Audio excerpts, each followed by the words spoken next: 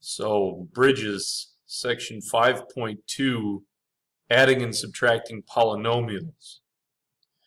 So in this section, we're going to be looking at first what a polynomial is, and then how to add or subtract those expressions. So first, I'd like to look at what a polynomial is.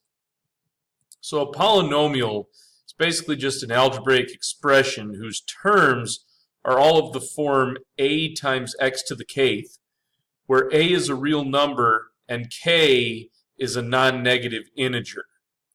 And so basically it's an expression with terms separated by pluses and minuses with real coefficients and whole number powers of x, including potentially x to the 0. And so what we're going to look at now is some examples of polynomials. And so here's some examples. And as you can see, this first one is 5x squared plus 4x minus 2. Every term has a real coefficient and a whole number power of x. You've got x to the second, x to the first, and this 2 is as if there's an x to the 0 there.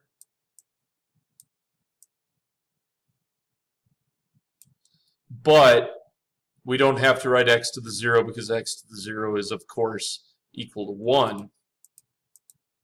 So, anyway, there are a couple of interesting things to notice about this sort of thing, in that you've got what's called the degree, which is the biggest power on x. In this case, the degree is 2. You've got the leading coefficient, that's the number that goes with the biggest power terms. In this case, that's 5. And then the constant, that's the term without x in it, and that would be negative 2 in this case.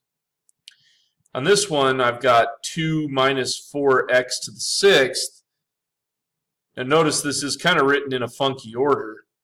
The degree is 6 because that's the biggest exponent I have on x. The leading coefficient is negative 4, which, even though it doesn't come first, that's the coefficient that goes with the highest power term.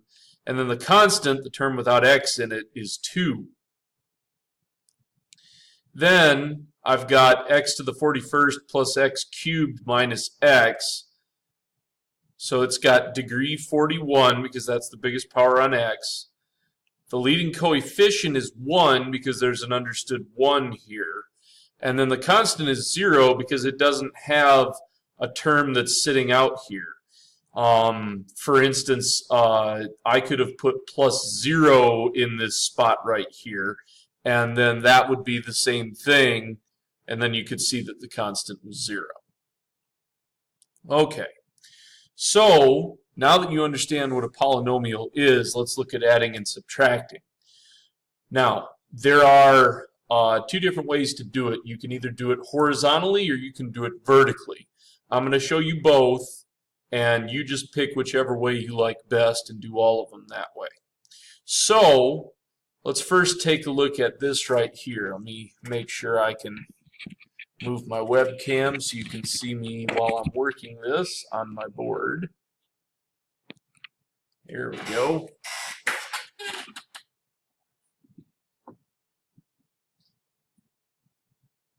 Now for this first one, what you're going to have is you're going to have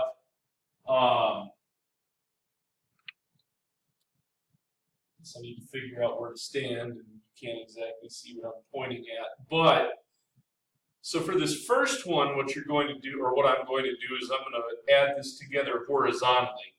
And so what I'm going to do is I'm going to look at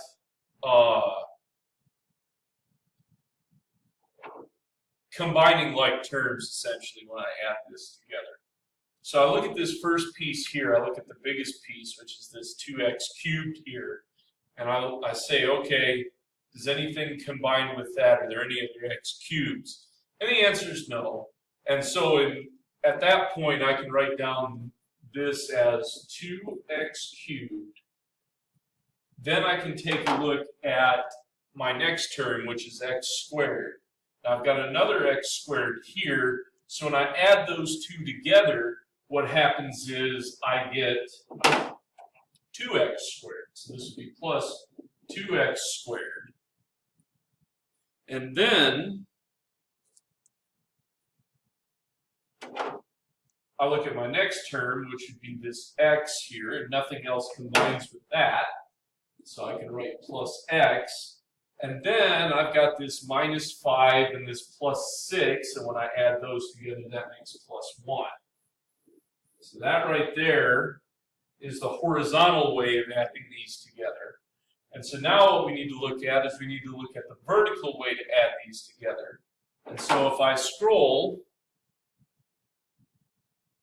and we look at this right here, if I rewrite this so that they're aligned vertically and also so that I align the powers on each one. So for instance, if I had, here's your 5x cubed plus 2x squared minus x plus 7.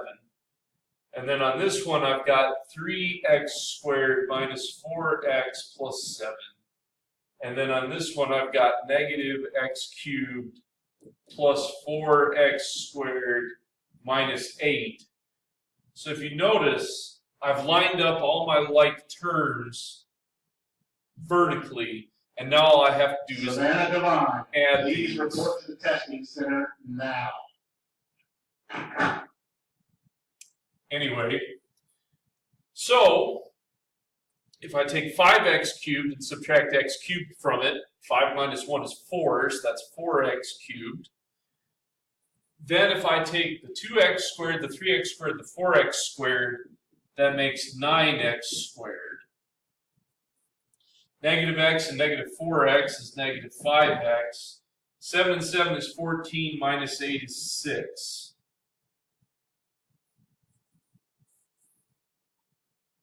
So there's your solution for that one. All right, so that's basically how addition works. So now you've got to think about what happens when you want to do subtraction. Well, I don't know about you guys, but when I do this, if I'm not careful, I'll make a sign mistake at the very end, because I'll remember that I'm subtracting at this beginning part here, you know, this part right here, and probably right here. But once I get back here, a lot of times I'll forget that I'm subtracting and I'll just take them for what they are. So, to avoid making sign mistakes, what I recommend is that you take this and instead of doing this as a minus, you change this to a plus and you change all the signs in here. That way you're far less likely to make a sign mistake. So, now that I've got that in place, I can just go ahead and combine my like terms. So I've got 3x cubed minus x cubed, which would be 2x cubed. Then I've got negative 5x squared and negative 2x squared, which make negative 7x squared. And then, let's see, I've got this positive x here, so that's plus x. And then 3 and 4 make 7.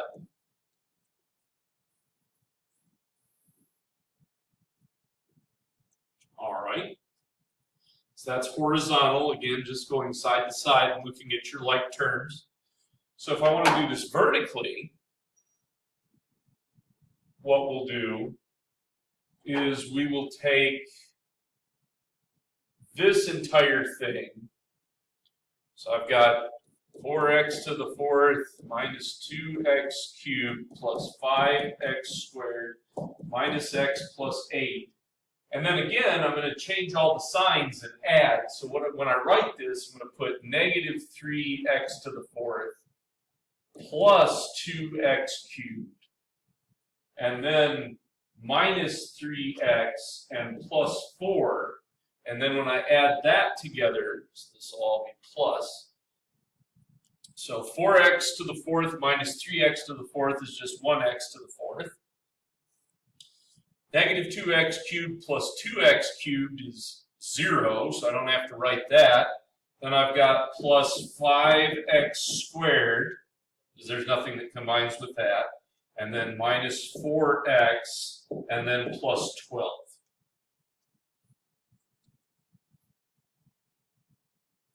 And I guess technically speaking, you could rewrite that without this massive awkward gap in the middle of it. But basically, that's how that works. And so that's basically the gist of 5.2. And here's the assignment that goes with it. Feel free to pause so you can write that down, and have a good one.